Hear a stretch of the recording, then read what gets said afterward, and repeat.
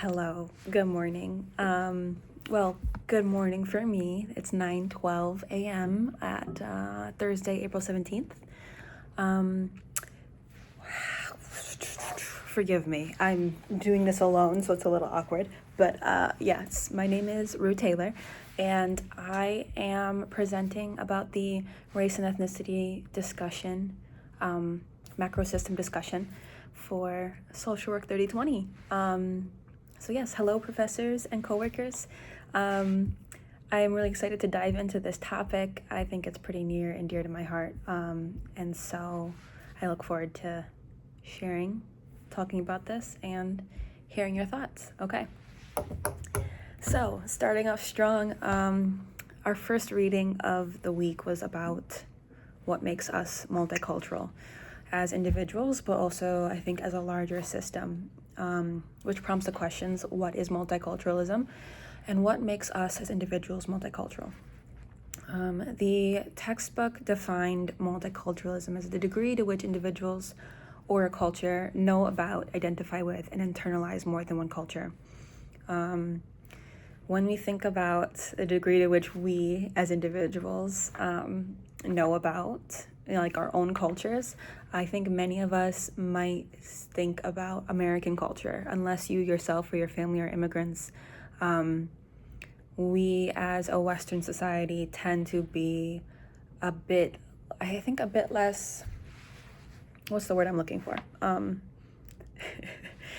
A bit less specific in our cultural identities, and a bit more blended in our idea of one culture, which I think comes from the American history of the melting pot, which we've discussed in our lecture and our reading this week. There is the melting pot ideology, and there is the salad bowl ideology. And the salad bowl, to me, is a more healthier, depiction of multiculturalism, because it's not just like blending cultures and losing its ideology or losing their identifying, unique traits, but it's about respecting and acknowledging the differences and allowing those two things to coexist. What comes to mind when I think about a larger system or a larger culture beyond just the individual is Rochester and Rochester's diversity.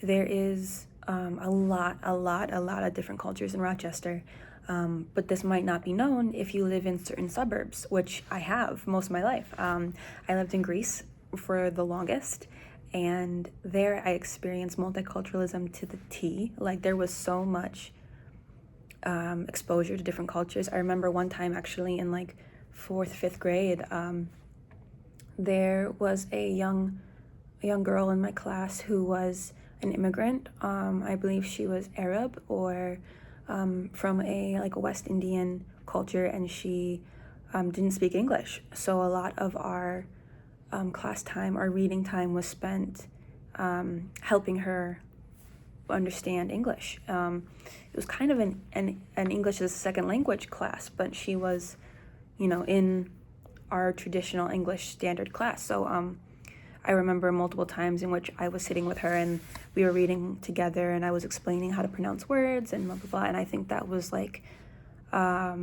just like a hallmark of my young education, in which I I realized that not everyone speaks English, and we don't come from a country that speaks English, which is very interesting. I also like to think about how when I went to, like I said, I went to different suburbs. I lived in different suburbs. So I spent time in Greece, and then I spent time in Pittsford, Sutherland. That's where I graduated high school. There was a lesser degree of multiculturalism. There wasn't as much knowledge about or identity with cultures that weren't white American, which, not saying that's bad, but I think it came with certain downsides of being a multicultural person in a maybe monocultural education system. Talking a bit about my own personal identity, I am biracial. I am Black American and white American. I experience both of those identities often simultaneously in a blended degree in my day-to-day life. It's come with certain privileges because as a light-skinned individual, I experience my privilege as somebody who is not as dark as other African Americans. So there's a certain amount of privilege that comes with that, as a result of colorism. I'm not associated as, I guess I'm not often as perceived as African American as someone who would be darker. So I get a lot of different assumptions about my race. People think I'm Latinx, or people think I've gotten, Arab, I've gotten many different cultures, but there's like this perception, this ambiguous perception of my identity because of that. And then within, other, what's the word I'm looking for? Microcultures or micro-societies, there is this perception of biracial identities that also contributes to my levels of privilege. But I can get more on that later. Why is multiculturalism important? I skipped over some questions. Sorry, one second. Going back, we're talking about this article, how it presents certain questions for us about what makes us multicultural.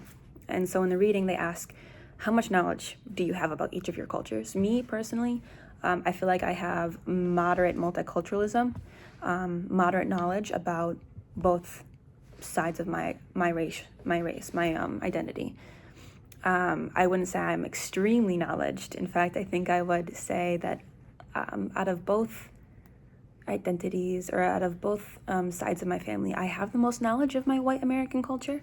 A lot of that comes from being around that side of my family more, and also being around an education system that is predominantly white for most of my young adult years. How much do I identify with more than one culture?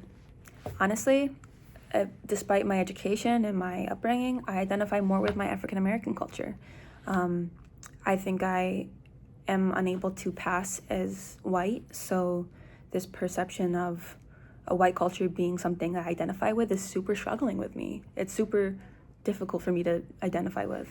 And if I'm being frank, which I hope that is welcome here, I don't even want to, really.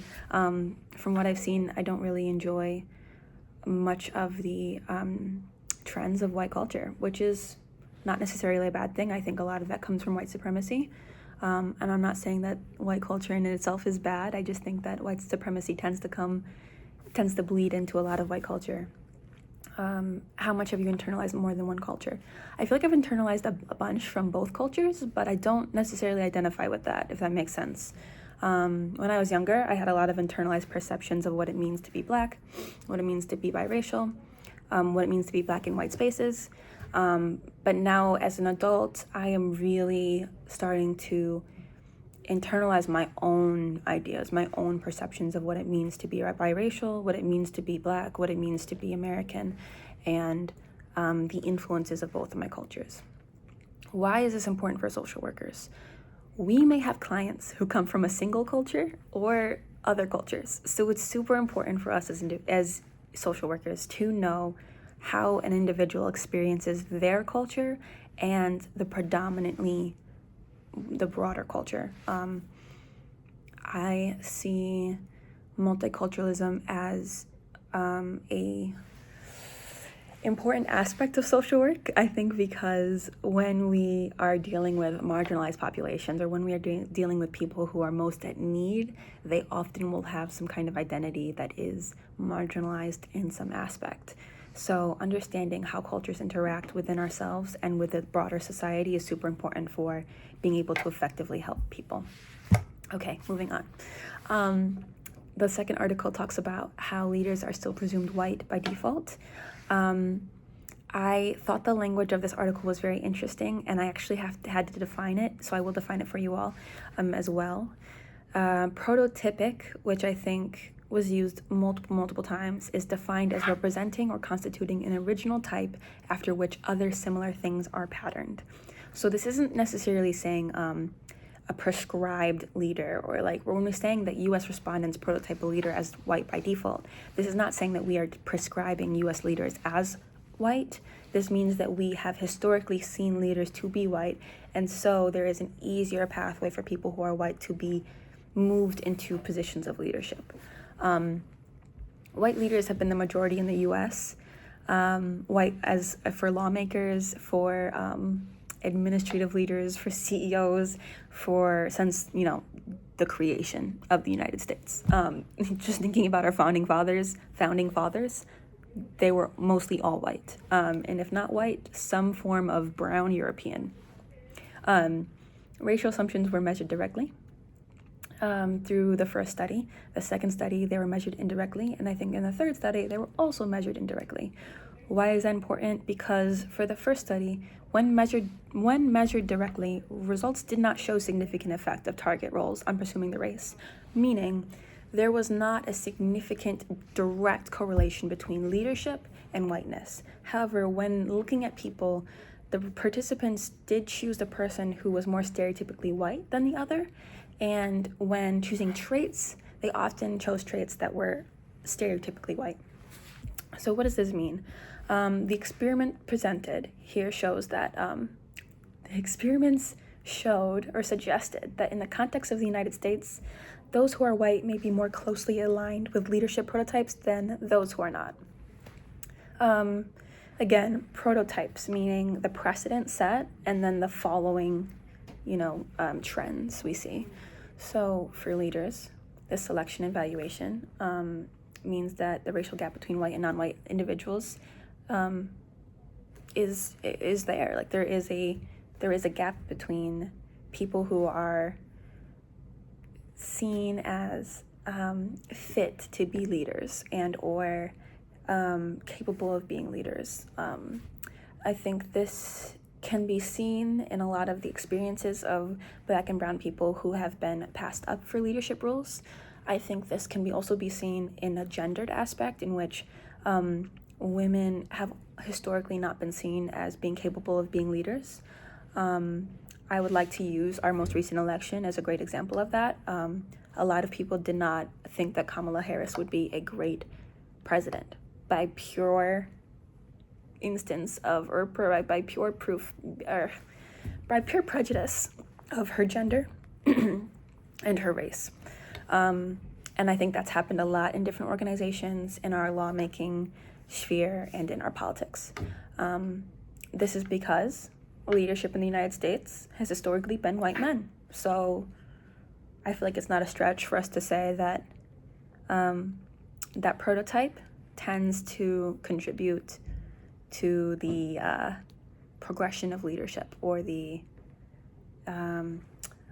election of leadership in our politics and our organizations. Okay, take a sip of water.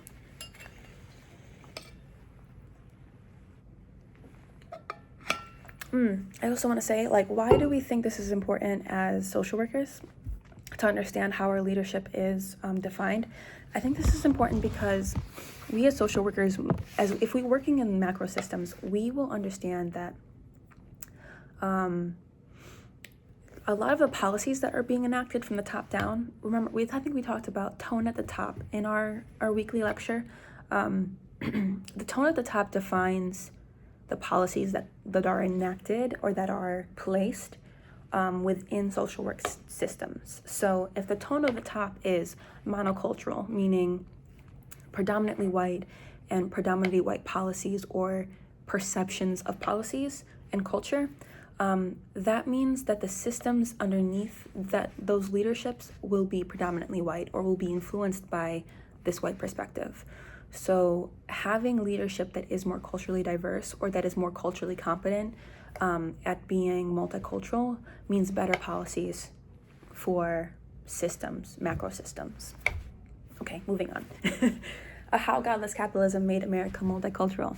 This was a very interesting article to me. I feel like the author was definitely a bit biased for Houston, Texas, and for the multiculturalism of the campus. But he mentioned a lot of great points. So I'm going to talk about how the Houston, Texas has a large immigration population. Makes sense considering how close it is to the border, right? The University of Houston seems to replicate that diversity and also like almost incidentally embodies the American ideal, which means that multiple immigrants can come into a place to learn and progress in the economic system. What is American culture? Well, it's belief. It's this belief in civic and ideology rather than racial and ethnic, which is a direct quote from Thomas Paine. Fun fact, because I feel like I'm a bit of a theater nerd, and I really enjoy Hamilton, which is a phenomenal musical. If you haven't seen it, you absolutely should. And in one of the songs, the Schuyler sisters say, "I've been reading Common Sense" by Thomas Paine, which is his book. Some men think I'm incensed or insane. They want a revolution, I want a revelation. So listen to my declaration. We hold these truths to be self-evident that all men are created equal. And when I meet Thomas Jefferson, I'm going to include women in the sequel work. So that quote talks about how Thomas Paine set this precedent, or set this like trademark book or article back in the years that was happening, about how the American national identity is civic and ideological rather than racial and ethnic. And this is because at the time there was tons of immigrants coming in to create the culture and the political system that we have today.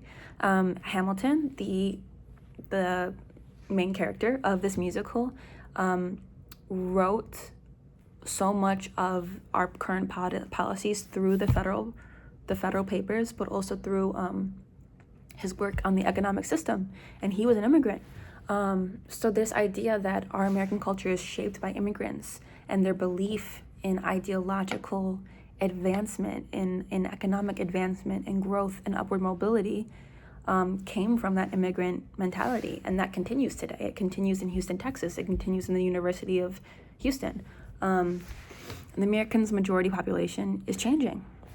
Immigration is happening largely from non-European countries, which, as we'll see in the later articles, is different, is new. We haven't seen such a wave of non-white immigrants since the Atlantic slave trade. I feel like the articles later on, I'll talk about this more, didn't really capture how much of immigration was non-white by force through that slave trade, but we are seeing that there's more and more non-white non-European countries, and non-white immigrants who are coming in and contributing to the multicultural growth, the multicultural experience of America. And also, I have a note here about the secularization of America impacting birth rate and changing social landscapes. However, I feel like that talks more about this next article. When we discuss "We Are What We Celebrate, America's holiday calendar is increasingly diverse." This article talks about how holidays create community, and how recognized holidays show the importance of certain cultures in the broader systems of America. That's why recognizing Diwali was such a big thing in New York City, which has a large, I believe it's a Hindi population, I could be wrong, and that's that recognizing of those holidays really affirmed for a lot of the students and their families that they are a part of the culture, that they are important and that they matter and that their traditions matter, that they can bring those into this country and have them recognized and honored and respected instead of having to assimilate and lose some of that cultural identity or the cultural practices. I really liked that the article quoted this quote by Shakespeare: "A rose by any other name is a rose," and that was in relation to the symbol, or the discussion of the symbol known as the swastika in modern society, which for me and many other Americans, I believe is very triggering. I have family who are both German and from Jewish descent. I myself am not Jewish, but they did, leave Germany during the time of the Holocaust, and that symbol was so triggering for so many Americans because the Holocaust killed millions and millions of Jews, and the swastika was a symbol of the Nazis. Tough, heavy things. Anyways, but I didn't know until reading this article that this swastika was also part of different cultures and that it has different meanings. In Sanskrit, it's known for the mark of well-being. In Buddhism, it's called the manji, or the Buddha's footsteps. It represents the Buddha's footsteps. In China, it's known as the Wan, or the universe, or manifestation and creativity of God. And in Zoroastrian, it represents the 4 elements. That last one, to me, makes a lot of sense, right? Because it has 4 arms to its symbol. But I feel like this article really highlights how symbols and cultural symbols and meanings can be appropriated and distorted from their original intent. I like to think about the cross-cultural influence between Black Americans and white Americans often because we see so much influence in our media. I like to think about how they are symbols that have been appropriated from different cultures, and that they are often because of respect for and admiration of, but that they are distorted from the original intent, and thus, forgive my language, I mean this literally, but they are bastardized from the original culture in which they came. And that happened with the swastika. It was from a culture in which it had a positive intent and meaning, and then was used as a hate symbol for Nazis. Mind-blowing, but also heartbreaking, because there are cultures that now have to accept that symbol is bastardized. It is now associated negatively when it originally had a positive spiritual meaning. This also happened with Christianity. This happened with the cross, in which the cross was used as a symbol of crucifixion. It was a symbol of a hard and torturous death, but Christians now associate it with rebirth, with new life, with Jesus Christ, because he died on the cross for our sins so that we could be reborn and forgiven in the eyes of God. So symbols across all cultures have been shared and distorted from their original intent. And I think it's important for us as social workers to understand the original impact of these symbols, the original intent of these symbols, and then the broader impact of these symbols amongst cultures. And we also should look into, how does this reflect our interactions between cultures? How does this impact the cross-cultural influences and the appropriation of different cultural aspects? I think this goes beyond symbols. I think it goes to music. I think it goes to fashion. I think it goes to language. And I think that is super important to understand in the multicultural macro systems. Okay, moving on. Race, ethnicity, and American views of immigration and diversity. So this article basically says that political affiliation is more associated with beliefs about immigration policy than preferences of race and ethnicity. In general, Americans hold a positive view of a diverse U.S. However, among those who self-identify as Democrats, Asian Americans, white Americans are the groups most likely to view increasing diversity as making the country a better place to live, while white Americans who self-identify as Republicans are least likely to say so. Similar statistics show the opinion of increasing legal immigration. So what I meant to say there was that these statistics are similar amongst the opinion of increasing legal immigration. So Asian Americans, white Americans of the Democrat Party are more likely to feel positively the increasing of legal immigration, whereas white Americans who self-identify as Republicans are the least likely to say so. I don't think anyone's surprised by this. I think we can see this in our modern day politics. However, this does pose the question of what do parties want to see when it comes to immigration, and how do they go about it? I think all parties want to see the growth of our economy and of our social coherence. However, Democrats see the incorporation of legal immigrants and of diverse cultures as a positive towards coherence and economic growth, whereas Republicans tend to see it as a detriment to the American culture and the economic system, which is sort of hilarious, not literally haha, but haha weird, because there is a largest amount of immigrants in the rural areas in which we see the most Republican ideologies.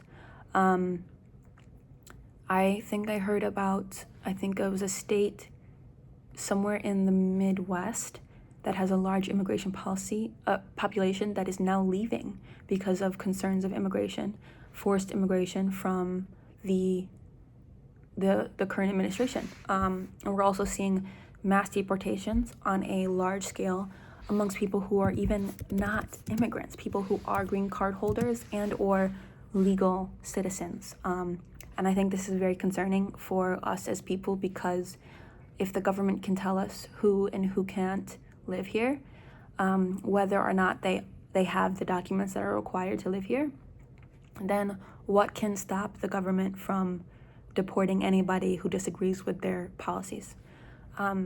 Very little can stop that. So anyways, moving on, we want to talk about why social workers should think this is important. Social workers will work with immigrants. I think this is almost a certainty unless you are exclusively working in a private practice. But social workers are very likely to be working with immigrants, either people who are first, second, or third generation immigrants, or people who are trying to get their green card actively, which I think is first generation. Anyways, there is a necessity for social workers to understand how immigration impacts the mind, the body, the spirit, and the interactions with larger society. Those who are navigating this system illegally may struggle accessing social services. Doesn't mean they're not deserving of social services, but they may struggle accessing it, and we as social workers need to understand how to help them within the bounds of our profession. In addition, those who are green card holders, or those who are first or second generation, may have family members who are older family members who are immigrants, who may struggle with language skills, with economic stability, with housing stability, and may have different cultural experiences than those of us who are born and raised fourth, fifth, 10th generation Americans, you know? My family specifically came over during the slave trade and during the wave of German and Italian immigrants into New York. So my family's been here for as long as I think the nation's been around. However, that experience is very different than someone whose family just came over like 20, 30 years ago, you know? There also tends to be like a different cultural mindset around family. And that's very important for us as social workers to understand. If we're working with individuals or if we're working with a family system, we need to understand, you know, if these people live together, or if they, if one serves as a translator for the other. Like, these are all things to consider when thinking about immigration and diversity. Okay, moving on. The nation is diversifying even faster than predicted, according to new census data. 4 out of 10 Americans identify with a race or ethnic group other than white. I think this is very interesting because that's a decent amount of Americans, and yet it doesn't necessarily reflect in culture, I don't think.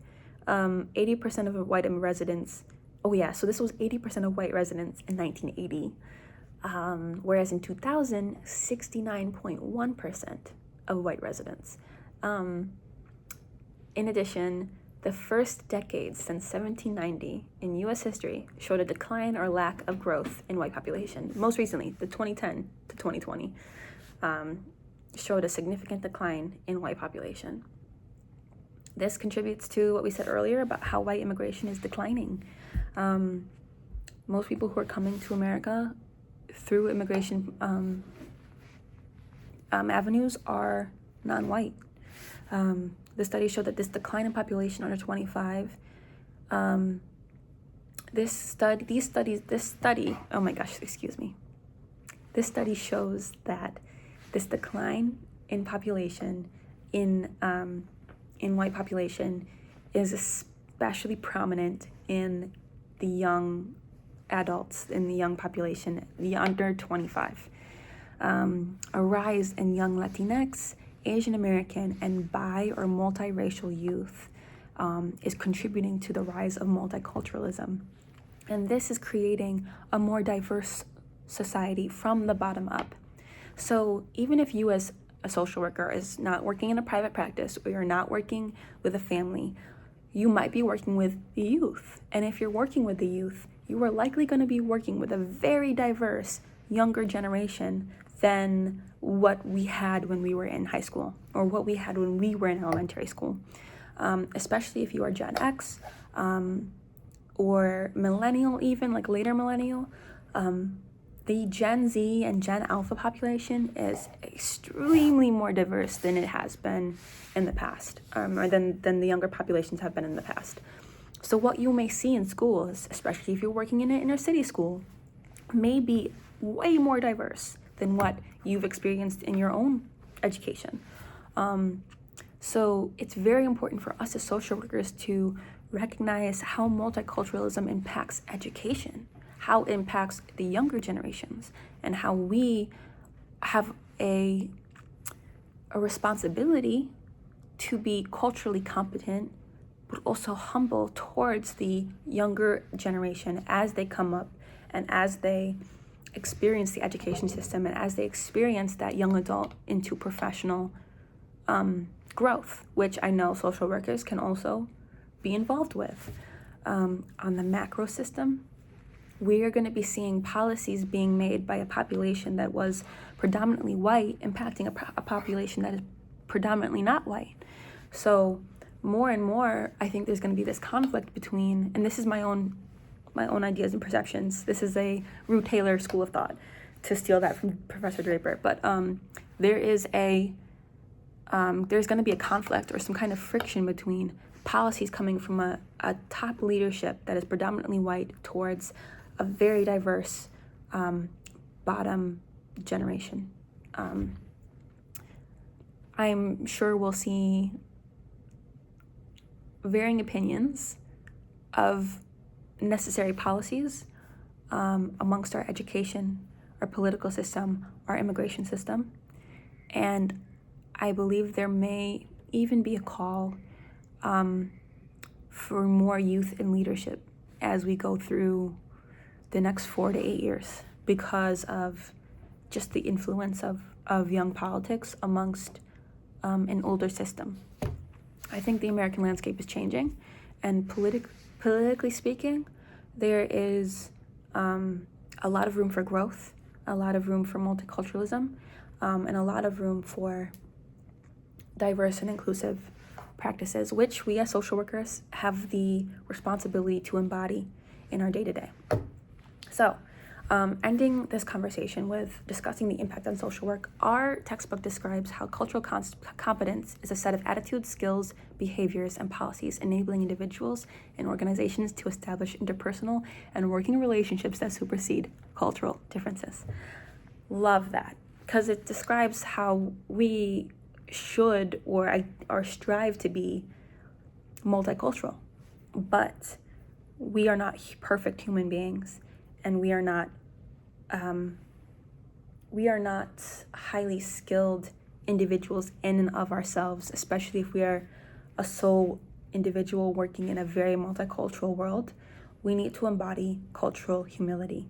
We need to understand that cultural humility, or being culturally competent, being social workers engaged with a larger system, have to represent a understanding of ourselves, what we are skilled at and what we're not skilled at, our biases, and our lived experiences, and how that influences our clients, how that rubs against even our coworkers or our larger systems, and understanding the power and privilege that we bring to our interactions with other people. Like I said earlier, I'm a light-skinned African American.